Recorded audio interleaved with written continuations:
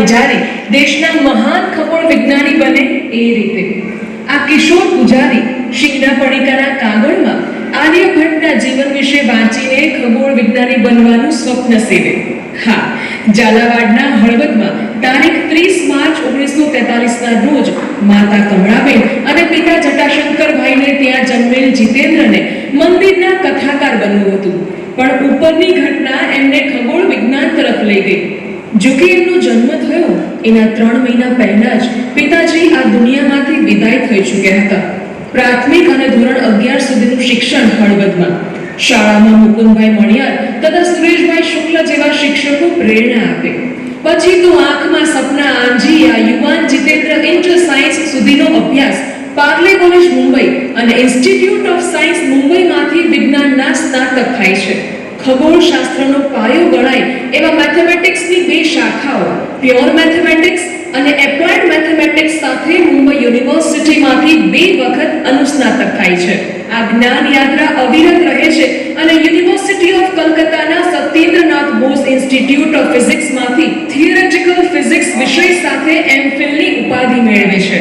એક સમય એવો હતો કે જેમને મળવું પણ દુષ્કર ગણાતું અને જે પોતાના આદર્શ હતા એવા ભારતના આઇન્સ્ટાઇન ગણાતા પ્રખર વિજ્ઞાની જયંત નાર્લિકર અને પ્રોફેસર સુકુમાર વિશ્વાસના માર્ગદર્શનમાં Tata institute of fundamental research Mumbai ખાતેથી પીએચડી ની ઉપાધિ મેળવી આ વિદ્યાર્થી જીતેન્દ્ર ડોક્ટર જે રાવલ બને છે.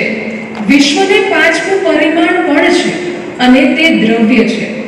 આઇન્સ્ટાઇનના સાપેક્ષવાદ, સૂર્યમાળાના ગ્રહોના હજુ સુધી ન શોધાયેલા ઉપગ્રહો, શનિ અને યુરેનસના નવા વલયો, પ્લુટોની પેલે પાર પણ ગ્રહ, નેપચ્યુનની પૂરી વલયમાળા વિશેના સંશોધનો, મંદાકિની ફરતેના વલયો જેવી થિયરીની પૃથ્વી સ્થિત દૂરબીનો અને પાયોનિયર અને વોયેજર જેવા અંતરિક્ષ યાનોએ પણ પુષ્ટિ કરી છે.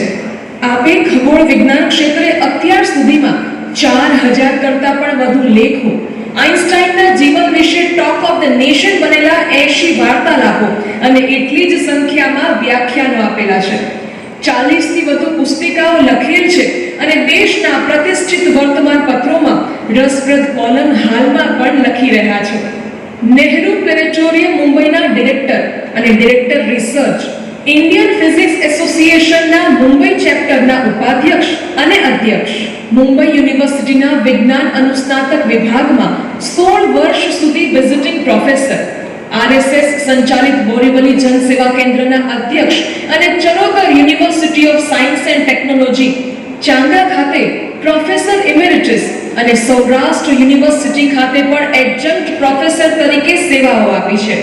ડોક્ટર રાવલ સાહેબે ઓસ્ટ્રેલિયાની મોનાશ યુનિવર્સિટીમાં 6 મહિના સુધી વિઝિટિંગ પ્રોફેસર તરીકે પણ સેવાઓ આપી છે. ઇન્ડિયન પ્લેનેટરી સોસાયટીના તેઓ સ્થાપક પ્રમુખ છે, જે અંતર્ગત ખગોળ વિજ્ઞાન ક્ષેત્રે યુવાઓને સંશોધન માટે માર્ગદર્શન આપી રહ્યા છે. એમના માર્ગદર્શન હેઠળ ચાલતી આ સંસ્થાને ભારત સરકારના department of science and technology દ્વારા રાષ્ટ્રીય પુરસ્કાર પ્રાપ્ત થયેલ છે. આ સંસ્થાને 10 લાખ રૂપિયાનો મહાવીર ફાઉન્ડેશન ચેન્નાઈનો એવોર્ડ પ્રાપ્ત થયેલ છે. આઈપીએસના કાર્યોથી પ્રભાવિત થઈ અમેરિકન પ્લેનેટરી સોસાયટીએ પણ તેને માન્યતા આપેલી છે. એમને મળેલા માન સન્માનની સૂચિ તરફ ગૌરવપૂર્ણ દ્રષ્ટિપાત કરીએ.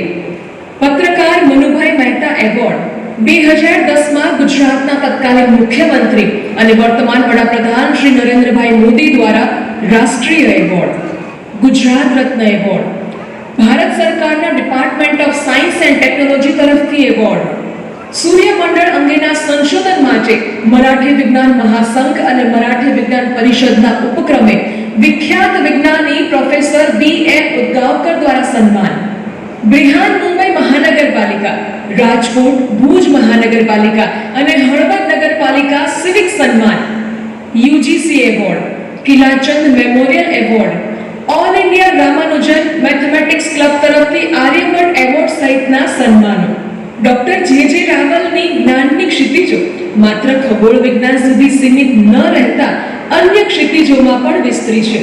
તેઓ હિન્દી અને સંસ્કૃતમાં કોવિદની ઉપાધિ અને સંસ્કૃત ભૂષણની પણ ઉપાધિ ધરાવે છે. એમના પ્રેરણા સ્ત્રોત પ્રોફેસર આઇન્સ્ટાઇન, પ્રોફેસર અમલકુમાર રાય ચૌધરી અને પ્રોફેસર જયંત નાર્લીકર રહ્યા છે. એમનો સંદેશ છે, શ્રદ્ધા ક્યાં નથી, આશા અને શ્રદ્ધા જીવનના ચાલક બળ છે.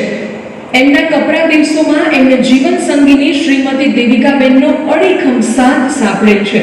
તો પુત્રી પ્રતીક્ષા પણ એમના પિતાનો સંસ્કાર અને જ્ઞાનનો વારસો જાળવી રહેલ છે. આવી વિરલ બ્રહ્મ પ્રતિભાને પરશુરામ એવોર્ડ 2025 અર્પણ કરતા શ્રી પરશુરામ યુવા સંસ્થાન હર્ષ અને ગૌરવ અનુભવે છે.